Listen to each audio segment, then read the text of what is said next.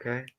Hello, everyone, and welcome to episode 39 of Specifically Devoid, and another episode of A Talk With, a series where I sit by the fire with a cool person and talk about the rad shit they do. This time, I've got two cool rad people, and we're going to talk about the world of Dungeons and Dragons. I'm here to introduce my friends Avery and Jackson. How are you guys doing? Hello. Hello. I'm pretty good. How are you? I am good. All right, that's the podcast. Thanks for coming, guys. Peace out, guys. Thanks for having me. Yeah, word to you. He just leaves. He leaves us by ourselves. Oh, well, I guess we run this now. Yeah, all right. So we're the new bosses. We get all the money. Oh boy, oh boy. Let's sell out to Pixar immediately. Yes. Wait, Let's are sell you it to taking the Disney. channel? No, wait. Hey, if you're gone for 15 minutes, it's our channel. Oh yeah. Well, like Oh we wait, split is your that name. legal? So, Is that like... legally binding? Because I have something to tell Micah if that's true.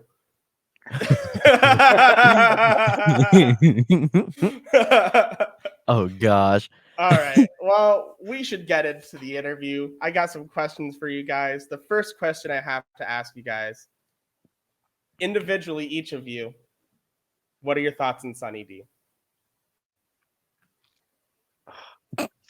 I was told there'd be no controversial questions. I did not tell you that. You're Whoever told talking you that was a about... liar. You're talking about the drink, right? Not like a Yes. random guy named Sunny D. All right, No. good. He just comes out of the background. Yeah. I'm Sunny D.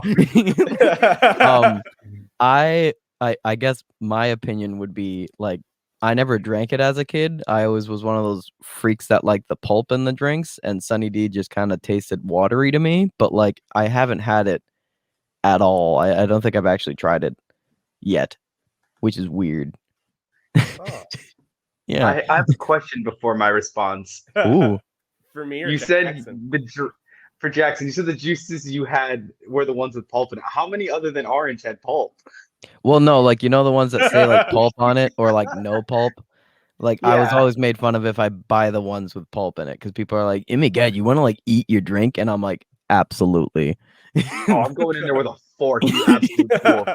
I am hungry and Sunny thirsty. D is an orange juice. Like I feel like that's the first thing to say first and foremost. It's Sunny an D is orange not. juice. It is. Yeah. You had to put the space in the middle. Orange parentheses juice. Orange parentheses juice. Yes, perfect. That's exactly what I would understand it with. It was definitely like a staple in my elementary school and like middle school, but like mostly it was like Gorelick Farms chocolate milk that was kind of like the drug on campus, if you will. You know. With Yeah, the you cool got the kids we're chocolate messing milk. with. Oh, 100%, yes. That stuff. My sibling actually, they're going back to school. They're going to high school. They're in freshman year, and for their like orientation, they kept bringing home like the chocolate milks, and I was just like, "Mother, may I please have one of those because I want to have some memories." And I drank it, and I'm like, "No, I don't want to ever live this again." All right, it was not fun, but yeah, I mean, you know, Sunny D is but I don't, disrespect anyone who doesn't like Official it or stance? does like it. Official stance, pro or against Sunny D? Ooh. I'll let Well, we're Avery talking go about- first on that one. Are we talking about Sunny D or Sunny D and the pink counterpart? I honest to God thought you were Sunny going to Delight. say Sunny D's nuts. There's several flavors. There's many flavors of Sunny Delight. There's other I'm talking flavors? about- The I'm two old. main I'm ones. talking about when there was two. Yeah, When there yeah, was okay. main That's two. what I was going to orange say. Sunny D. The main two are orange Like- and strawberry orange.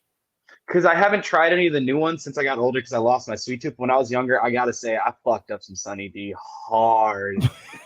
It was, dude. It The was whole company was like, awkward. all right, who You're the getting fuck bottles. is drinking? Oh, I was so thirsty. Like, you do like the kid, like thirsty. You don't know how to breathe. And drink Come at the out same from like time, playing yeah. in the pool all day, just, oh my God. Wasting that bottle of Sunny D, yeah. See, now I did that with I'm the, pro. what's the, The big cup of water. the like The barrels. clear-ish bottle thing with like the twist cap that looks like wings. You know what I'm yeah, talking about? I know exactly what you're talking It about. was like basically They you're were always sucking from on like a- the teat of nature. Yeah, if you go to a gas station, they're on a shelf inside the cooler. Yes. Those And were there's one. a bunch of Those are what I Kool-Aid drank flavored when ones. back in the day. You know. I know what you're Yeah. talking about. Yeah. Yeah. Because like they had those, and Yeah. then by the Yeah, same it was company, it was like only at the barrel gas ones. station. Yeah. Yeah, that was great. Oh. Well, you know, I gotta be on. I guess I could say I'm against only because of my ignorance towards them. Because like I still gotta try it. I've heard that it's like watery and like it doesn't look like orange that I'd like an orange juice that I would Right. like. But like I'd be willing to try it. I guess so. You'll have to Right. bring some next time I see you, Derek. I will. We'll have a party. We'll And get Avery was lit. that official pro. That is pro an Sunny official D? pro. However, Tampico Hispanic Sunny D goes a lot harder. That is my Oh, that actually sounds kind of interesting. I like the name. That puts That's pretty our cool. count at 3-1, 3 pro, 1 against Sunny D, Woo! proving once and for all to Micah that it is a good drink. God damn it. That's fair. That's fair. All right. That's insane. Talking about Dungeons and Dragons. Let's that let's thing. have a thought experiment for a bit while we're on the topic of Sunny D. How would you make Sunny D like a magical item or potion in your game? Easy, Like done. your task, make Sunny D a thing. Oh your game. gosh. Either I- a potion of healing because it's a drop of sunlight, or it's a magical potion that gives you a little bit of immunity. However, the caution is that it gives you a tinted hue for about 2 minutes of combat, so everyone knows exactly where you are. It makes you orange for 2 minutes. Like when something's actually glowing in a TV show, like whoa, whoa, whoa, whoa, whoa. Yeah, it's like the So fucking that's my kid from immediate Sky High. thought. Like the kid. Yes. Oh my From Sky gosh, High yes. that The glows. liquid guy. Yeah. Oh my gosh, that's amazing. He was great. For Sunny D. Crap. You know, all right. I'm just gonna trust my dungeon master instincts and say that it is not only like a magic item, it is a homunculus that looks like a small orange, and its name is Sunny D. And they specifically help out barbarians when they rage because then it makes them like it. I would make it that like when they're helping, it makes it last longer because they just go on like almost like a child tantrum. And they cannot be stopped. So Sunny D's just running around to barbarians, fucking Popeyeing them up with spinach over here. Oh wait, they got to do like, you know, the like slap on the ass type of thing, you know, like they got to be a good game, and then they're just like, yeah. Sunny D's like, here's a drink of orange, and he's like, oh my god, thank you. and they're just like, exactly, yes. And like it would have to be a very annoying like little NPC thing, because it would just be like, all right, we're ready for battle, who's ready? I'm ready. Sunny D is absolutely ready for this time, all right. Runs in massaging his shoulders. Yeah, you're gonna do great, man. Yeah, get in there. You're gonna knock him on his ass right away. Yeah. Absolutely. Oh my god, I love that. There we go. Yep. What do you get him? Get him. Oh god. What do you guys think makes a good NPC? Like, obviously the funny ones are always going to be memorable, but what makes an actually like good NPC? Oh man. All right. So like I'm kind of a I was about to say I'm kind of a nerd, but like we're literally doing a podcast about DMs, so forget that. When I first started playing D&D and like as like a player or whatever, I always was like interested in the NPCs because I'm an author, and like the design of characters in a book should always kind of fit in, but at the same time sometimes things are created by themselves, and to kind of like even that out, I made a rolling chart of like creating NPCs and like even like with voices, what they look like, what like physical thing makes them unique entirely. And I used it a couple weeks ago, and it made a like small stone giant, but he has his whole like there's a hole in his chest, and he doesn't remember why because he has low intelligence. And so it's just like you walk up and you're like, oh, what happened? He's like, I mean, I did have a I don't know where it went. I'm sorry. And like that would just stem into a whole story if I introduced it to characters. But like I would say if we're looking for like one specific word, it'd be like uniqueness, because the party should like remember that character and like not forget about them. Like in the campaign that Joel is in, the first one, they have a small goblin named Gibbik, and it was only because at the beginning of the game someone spared him, and he like went off to pursue his baking career, and then he just joined the campaign because he was just like, I need to get more stuff for my meals, and like now I have apple fritters, and like it made it unique in that way. I know that a Right. lot of people have different ways to make a really good NPC. Honestly, I'm really excited to hear what Avery's gonna say. Well, honestly, yeah, I completely agree with you. Thought like Nice. uniqueness, memorability, Oh and yeah. like what catches the players, like whether it's on purpose or in general. Like you should, like I feel like they should always have some level of being fleshed out because some people are like, oh, they're just supposed to be like the quick note bringer, and then that's it. It's Yeah. like, nah, dude, what if they get attached? Like you gotta be ready. Like the background character that becomes the family member. Yeah. Because like you can walk into a tavern and you're like, all right, there's like a small halfling and then a person in a cloak in the corner. And then you just see this old woman with a top hat, and you're like, okay, which one of those is the party gonna actually pay attention to? And it's probably gonna be the old lady with the top hat. But they could She's choose got anything drip. else. She's Yeah. got drip. Yeah. She's got You gotta drip. be ready for I it. immediately trust her. And then she turns out to be the BBEG. You catch him early on. The top hat was holding evil. Yes. Have you ever had a situation where you've had to make an NPC due to like how the story is progressing on the fly without like any planning at all?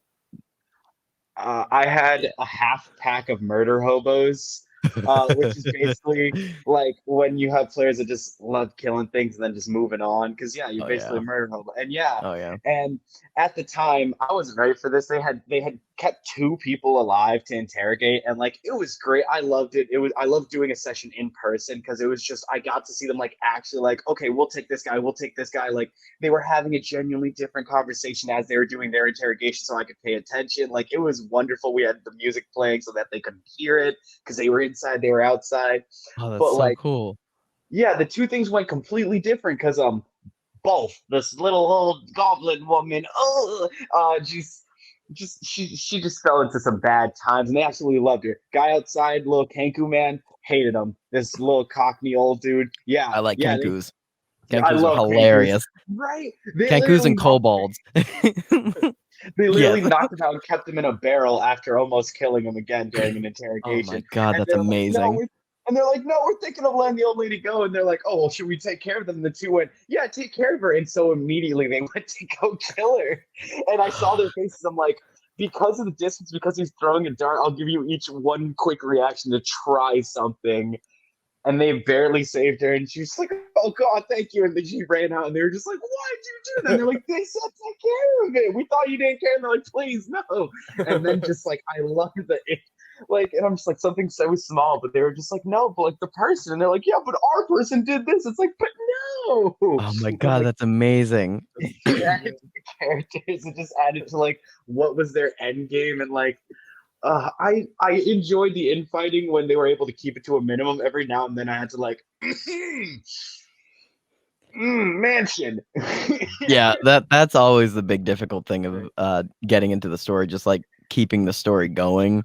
Yeah. Um but I guess with like I've run a lot of campaigns if we're including like all the ones I've done with like my campers and my kids in like teen programs and stuff. I've needed to make up on the spot storylines. Like kids are just coming up to me like, I want to play D&D, and I'm like, all right, cool, I'm going to teach you in an hour and then we're going to do a campaign, and while I'm teaching you I'm building a story in my head and just kind of like working off of that. But I I'd have to say my most memorable one, because my players keep talking about it, is so I run a campaign that we all call the Fallen God campaign, and Joel is in that, my girlfriend is in that, and then like three other friends joined it. And honestly, I just consider it my baby because it was like kind of my first like big campaign. But so the story goes along and they're trying to find like the big bad guy who's creating like a disease that's like going around and like bringing people back to life and like making them enthralled, and he's just kind of like wanting attention. And they kind of go into a dungeon and they find uh they find like a big monster. And after a while, like before this point, they had gone to an island and found a giant field, and I designed an NPC to show up there because it had to help them in the dungeon that they were going into. And I wanted to be my girlfriend's like kind of familiar or like pet because she didn't really have everyone else kind of had something like one of my friends has the mask of the bad guy. Another one has this like small statue of himself that's from like the past. And then like Joel has a pet cat named Hamlet that has a top hat that can't be taken off and he's British. But I was like, all right, I'm going to go crazy with this. And yeah, so many levels. Oh my god, that campaign is just a big fustercluck. And they get to this island and they find they find this like group of griffins or pack of griffins, if you will, flock. I don't know. And they're all feasting on something, and they all walk up, and Joel's character, Damn Thor Pleasure, finds out that it's a horse that they're feeding on, and they're like, "Oh, that's weird. We don't see any horses here." And then one of the other characters turns around and they see a horse. Like there's a shed, and the horse is on top of the shed, and then it just ducks behind. And they go over and like investigate, and they find 4 horses. And literally after like an hour and a half of trying to figure it out, they figure out one of them is a like sea lump changeling, and his name is Prince Lumpus. And Prince Lumpus is just a stubborn king, and he's just like, "Oh yes, I come from a distant land," and like, "What's it called?" And he's like, "That's not important. Anyways, could you someone please carry me because I can only change into something like only a little bit, but please bring me with you." And immediately my girlfriend's just like, "I want to kill this person immediately," and I'm just like, and the best thing ever. And then they go to the dungeon, and they're like going through, and they find a carrion crawler, and it just like, encounter starts, and they start fighting this thing, and it's a giant like worm with sharp teeth. It makes sense that it's underground, and one of the characters lights the whole place on fire, and because he only uses fire spells, and as like the last kind of fighting thing, my girlfriend's character Rhea picks up Prince Lumpus, gives him a dagger, and then chucks him at the carrion crawler, and then the carrion crawler eats it. The whole room falls, and then when they get to the bottom, they're like, "Oh, good, it's dead." And then they hear like a noise, and Prince Lumpus rips out of the carrion crawler's body, going, "Yeah!" And they're like, "Crap, he survived!" And like literally since then, they've just been like needing to like babysit this thing. He finally went off to his own adventures, but like I promise them they'll probably see him in the future, and they're like, "Great, we're all excited to kill this little bastard." Like the most annoying thing, and like he has a tiny crown. He can't swim, but he basically only likes being horses. Yeah, it's crazy. It literally, I rolled for that thing too. I had to roll for like a creature type, and it was just like a sea lard, and I'm like, I can work with this. But like that is specifically memorial, memorable, and I loved the fact that it like made them all pissed off enough to be like, we want to kill this thing now. Not only the bad guy, but now we're gonna like at some point we will kill this thing. But I really like it. In the opposite sense of memorable, where like this is a character that's memorable because everyone wants to fucking kill it.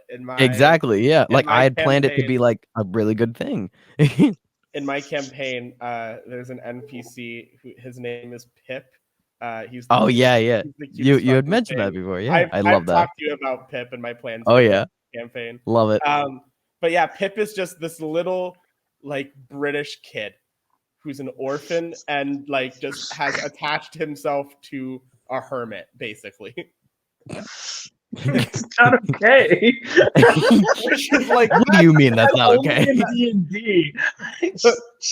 Like that's a bit rough to be fair. But also like Pip is great because there'll be random moments when people are doing adult things, and then Pip will just be a child in the vicinity and be like, "Can we do this? Can we do this? Can we do this?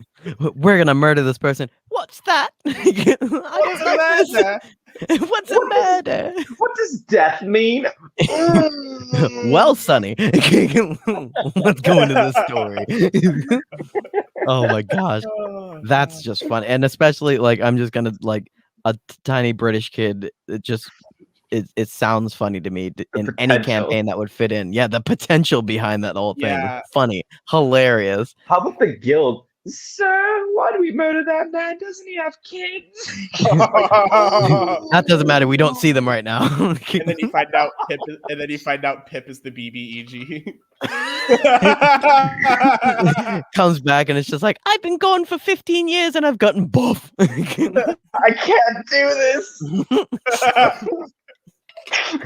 Perfect. No, have you ever guilted your players? I did this once. They were raiding a dungeon and they found the people they had just fought. They found their bunks and they're like, okay, I'm gonna search his bed. And I'm like, you find a sack of 3 gold and a note that says, hey babe, I'm glad we can stay together while I'm trying to raise some money. Hopefully we can go on a date soon. I got the funds for it. It's gonna be a real nice night. Oh my gosh. The reaction was so split. It's like, well, he doesn't need it, and oh no, the ring. Oh my gosh, yes. They kept looking and they found a single wedding ring. I haven't. I love that.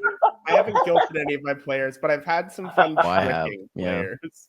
Oh I've had some fun tricking players. The last session I played, I had one of my players come across this magician who was like, give me a gold piece and I'll show you a magic trick. And the magician turned the gold piece into bronze pieces and then left. And then when the magician left, the pieces vanished.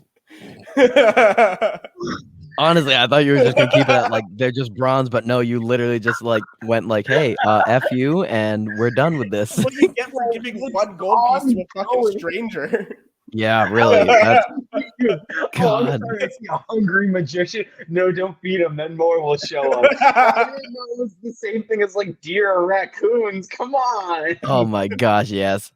I should have known magicians. I definitely have guilt tripped a couple of my campaigns.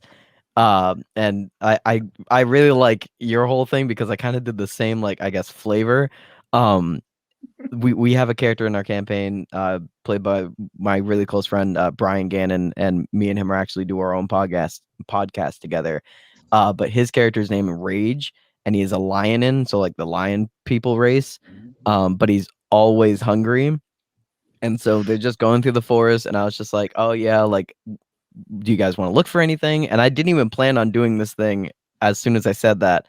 And then Rage wanted to like go up to this bush and like kind of search around for food, and I made him kind of like smell something, and he jumps over the bush and he lands and he gets up, and I'm like, all right, Rage is now covered in just this red goo. And he just goes, what?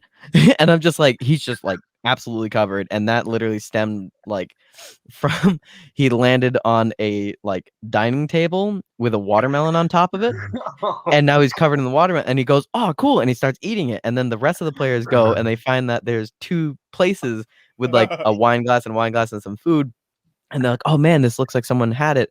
And then my girlfriend's character looks in the other bush like across the way because she hears something with a perception check, and she kind of like parts the grass and like the bush, and it's just a pooping gnome.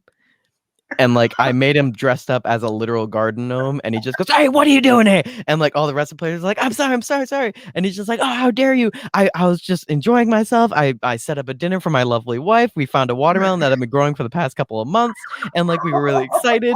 And then literally as soon as they're like, oh my god, we're sorry, a vine wraps around his leg and pulls him into the forest.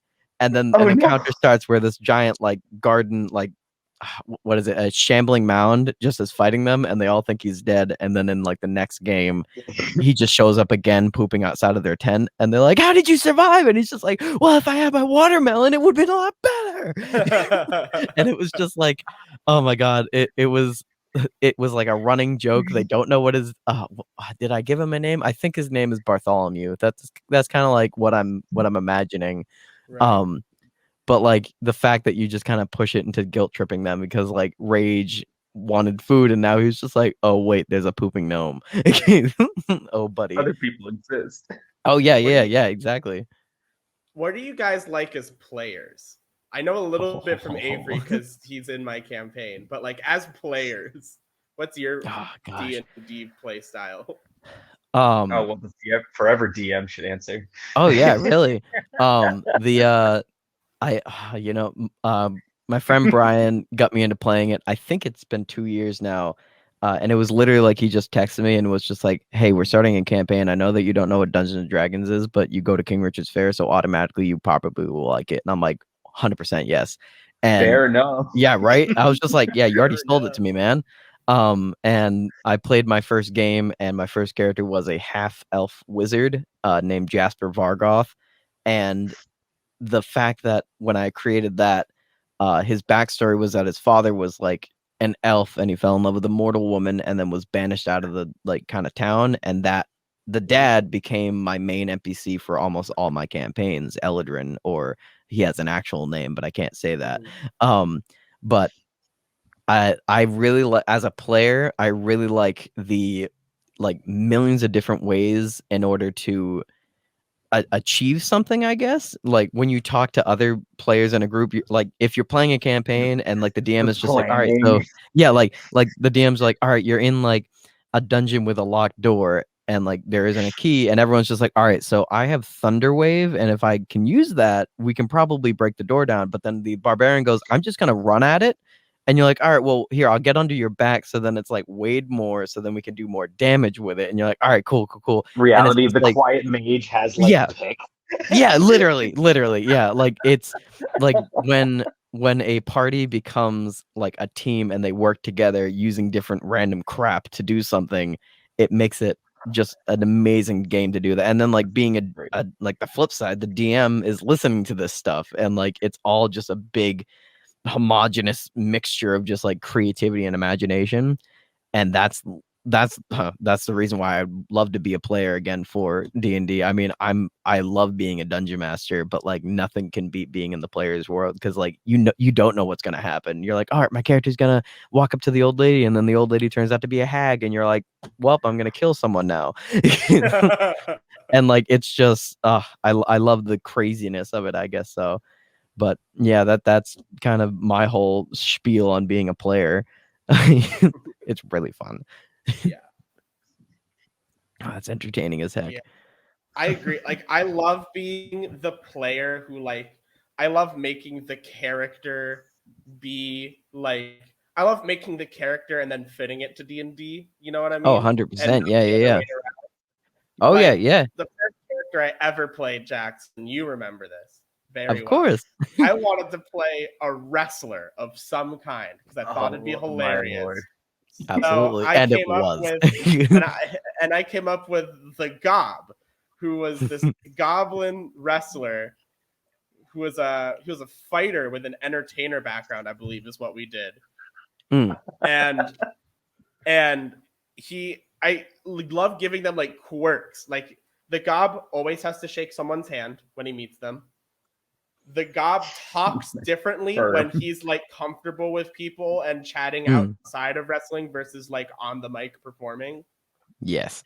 And it's like doing that and coming up with a whole character, a whole persona, a person with a whole background is so much fun. And then getting to play that character and getting to make that character come to life and to build that story live is so much fun.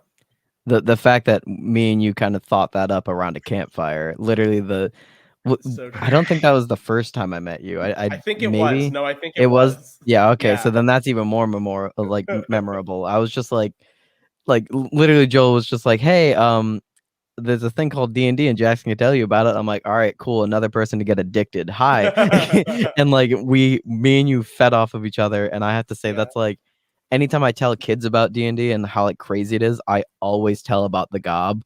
And I'm like, this person that I literally met on the spot made the character and became hilarious in the campaign that we played. Cause like I gotta admit that was just interesting. And then you met Maple Syrup, and I feel like Maple Syrup and the Gob have very like distinct personalities that they work together. You know, Yeah. it was cool. It's like in fucking movies when like the young orphan from England is like getting all goody goody with some random adult criminal.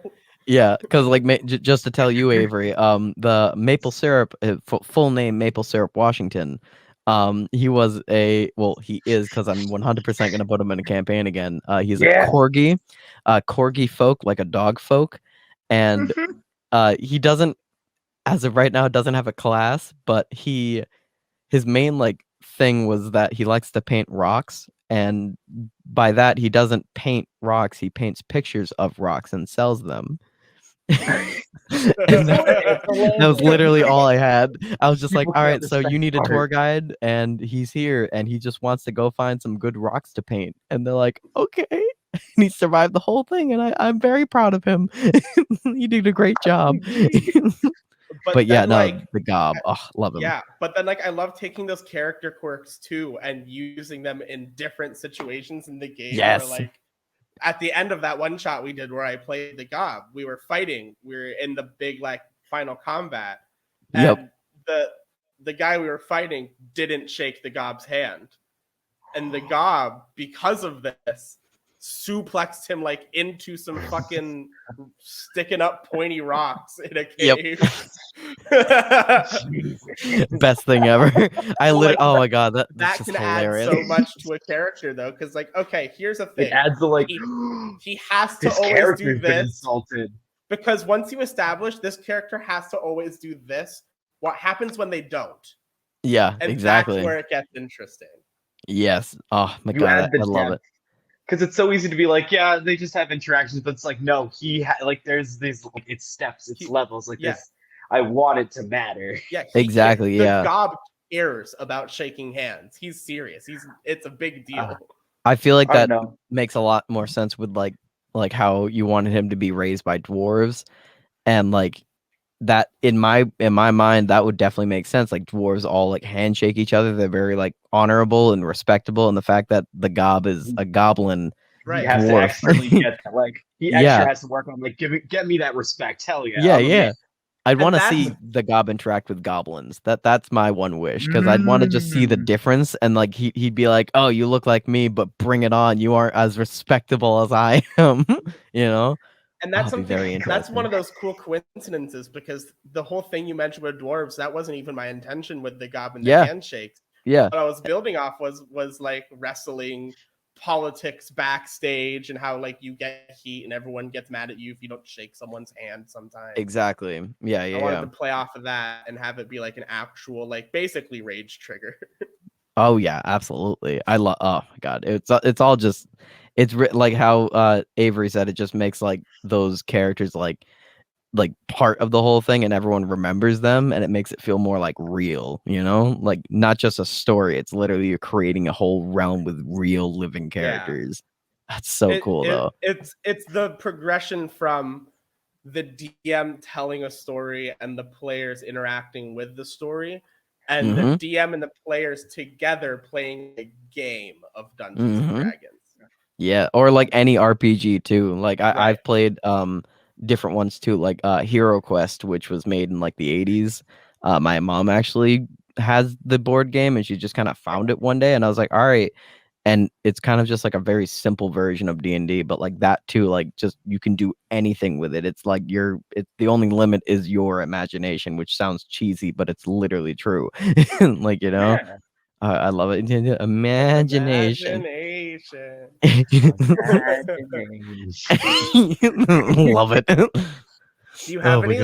Do either of you have any like inspirations as DMs, like people you watch or listen to or have played with that like inspire you as a DM in your style? I can go. I can go first if you guys want to. Yeah. You know, yeah. You go first. Avery, you go next or whatever.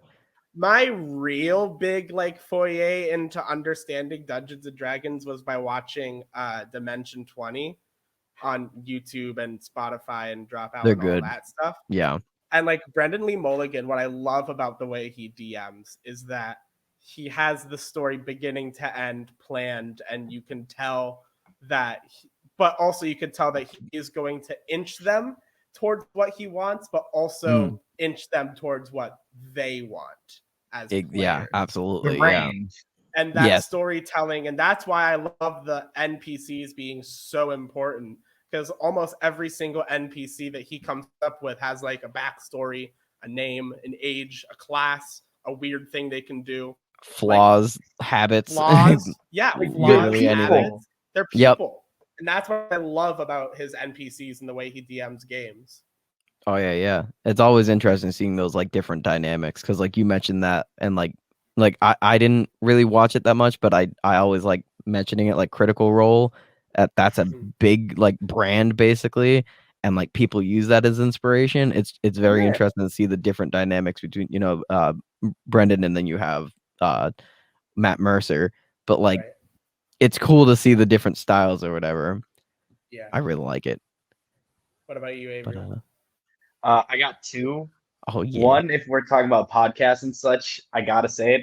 Dungeons and Daddies, not a Yep. BDSM podcast. Ooh, Yep. Yeah, fucking love yeah, Dungeons and absolutely. Dragons. It was a recommendation from Troy Boy and Lydia, some of my friends, and Derek's friends, and it was just, and I put it off for so long, and then I started listening, and I'm obsessed. I have pins, I have this and that. Like I make the references. I'm trash now, but like it was just so fun, and like I enjoy the way he DMs, but like I also did look up extra things, and like I want to make sure I know everything on top of being able to go yes, and that's such a big reason of like Yeah. that's what got me into D&D because I'm like it doesn't have to be as structured as people talk about it, and like so big. There is room for yes and, but at the same time you should be ready with like they should have a backstory that makes sense. They should have a classification. They should have a quirk and like all that jazz. And I'm like, I don't know. I enjoy improv. I like thinking on my feet and mixing that with like the knowledge of like I know you can do this and I know we can bring it here. Like that's what I find really fun with it.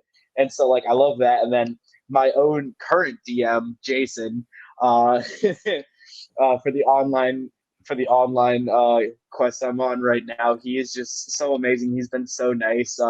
He's and something I also love, like when it comes to playing as a character, is that from the start of it, we had conversations, like we built in what my character likes with the lore, like how the lore works in, and like we do challenges where like we can make up books, we can make up like an NPC who existed, a play that exists within, like he gives us these things to do, and then like randomly he'll be like, oh, you guys find a book called this made by this bookmaker, and some of us remember if the name was real funny, or someone just goes, oh, and like it's just so great. And so like exactly that, like because I love working with my players and like the excitement I got when they're like, oh, like, hey, I know you didn't really sample, like I have some notes about like if you can work this into the campaign about like my players past and what they're connected to, and I'm like, see, like this is great. And he really helped me slowly ease into that and feel comfortable doing it. And then Dungeons and Daddies was just so funny, and like So good. the comedy. I haven't and, gotten like, a chance to listen to it, but like a lot of my friends actually talk about, like one friend that I have that isn't even like he doesn't play D&D, but he's just like, oh yeah, I definitely know about it from that thing, and I'm like, oh, that's hilarious. I love it though. Might be the funniest actual person on the planet. Like honestly. I've heard a lot about them. Dude, I'm here for Freddie Wong. I watched Video Game High School. I was such a nerd. I didn't even realize who it was at first. And I saw it and I was like, oh, my gosh, I love that. I geeked when Jimmy was on because I used to listen to the Command Zone all the time, and that was a Magic podcast with Jimmy Wong. Oh, yup. Plus, like, dude, their DM Anthony, he's just so great, and like so like any DM, just sometimes he just gets cucked, but he's like, okay, well, this has to keep going, so we're just gonna they get throw away my script and keep it going. They get cucked a bit on Dungeons and Daddies. Like, it's a campaign, it's gonna happen. Yeah. Oh, absolutely. They cuck themselves a lot. Yeah, and also when players shoot themselves in the foot, hilarious. I love it. It's great. But also when players just do crazy things, like literally the first session I ever DM'd, within the first like 5 minutes, one of my players just went out and killed a homunculus. Like just straight up, he was like, I kill it. Look at the time. All right. Literally, because I had him leave his house to go into town for the art night or whatever. And I was like, you encounter a homunculus. And he was like, I attack it. And I was like, great, roll damage. And he's like, 6. And I was like, awesome, you kill it. Oh my gosh. And then, but what was great, and what I was going to come back to when I was talking with NPCs that come out of nowhere, the last session we played, he wanted to go back and try to find more homunculus. So I was like, all right, why have to find more homunculus? So I made a DM mistake, and I was like, okay, I'm going to roll to see how many homunculus he finds. And if it's if it's 8 or less, I'll make names for all of them and like small little characters for all of them. Oh my gosh. And I rolled an 8. So by my own rules, I had to like basically on the spot write and basically make 8 homunculus characters who are all now family, and they're the family of the homunculus that was killed. That I would like to point out is actually currently in the inventory of Avery. Yeah, I it's love in my that. case. It's in my Yeah. case. I God. remember. But Troy Oh, got no, on their side. Like he went over to them and like got on their side and teamed up with them, and like one of the homunculus is like coming with the group to their next place, and they like don't know that he's the one that killed them. But Troy, My character I also doesn't think know that they're You're- angry about the corpse. I'm sorry. I'm not a meta player, so I'm not. He doesn't know that they're upset that he has a corpse. That's how I'm playing this. your character doesn't know that Troy went to find the family. He did that on his Exactly. own. I have no idea. He was just some weird dude who dropped a bulge in my case and walked away. But now I love now the group has good old homie Munculus joining them. Homunculus. Homie. I have all of the names written right here, all of their Oh my like gosh. positions in the family. There's a my baby. God. There's That's an uncle. hilarious. Oh my There's- gosh. There's Ron Munculus, who's a very stern dad of big family. I'd want to Yeah, like as a nerd, I'd have to definitely say like homunculi or homunculuses are like created into existence, and so I'd want to like know who created all these homunculi, you know? And just like Yeah, they man. literally went, all right, I created all of you, you are all family, okay? Don't let anyone kill each other, and then just like let them off into the world. I have plans for who created the homunculus. Why Good, they're I'm all glad. family. I assumed it was like a Penguins of Madagascar type deal. They were just a whole bunch of like pets in a zoo, and then they were just like, we're gonna escape. Yeah, basically like some mad my God. scientist is just like, yeah, my family. And then, man, I would watch the crap out of that Pixar movie. homunculi. The eye is like a capital I. It's like, what does it mean? It's to like be the a Incredible homunculus? symbol. Homunculi. They become the new Incredibles. Dude, little man. Oh my god. The movie's No, called man, Homunculi, like HOME apostrophe Oh I was my gonna say, God. they all have suits like Krang from Ninja Turtles. Yes. Remember him? His like little suit. Yeah, they all just have like Yes. Krang suits. But Oh like my for what God. part of the family they are. Oh my gosh. Yes. Oh, this is gorgeous. I love this stuff. Oh my god. Well, we've got on quite long. So Don't die. we've got on quite long. So, Jackson, Avery, do either of you have anything you'd like to plug while you're here? Yeah, I mean, I absolutely. I think like maybe two things. So like first up, just because I mentioned my friend and our like podcast, we do a podcast. It's called Hooked on Arcana, the podcast. It's live right now on Spotify, Google Podcasts, Breaker, Radio Public, and all that fancy stuff. We're gonna do our second episode actually like today, and through that we are trying to create a brand that is called Hooked on Arcana, and we're hoping to open a store in the future, either in the town that I live in or maybe like a town over. But we've been trying to like get into that. I'm actually going back to college to go into business and all that fancy stuff, and like it's definitely a dream of ours to like create a place that you can go and like just be as creative as possible, and like, you know, try to find friends that do that. Like I worked at a summer camp this year, and I think I'm at like 15 kids that I got into Dungeons and Dragons that weren't like, half of them weren't even in my like group.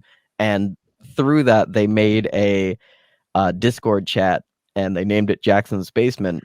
and they all are going to meet up every month to play D&D, and one of the kids that I taught is going to be the DM, and he's been writing this giant story, and they're all obsessed with it. And I'm like, honestly, the fact that I just made them all find friends, like a lot of them didn't even know each other, and then they got into it, and now they're just like a giant like cult called Jackson's Basement, which I'm like, that's a great name, guys.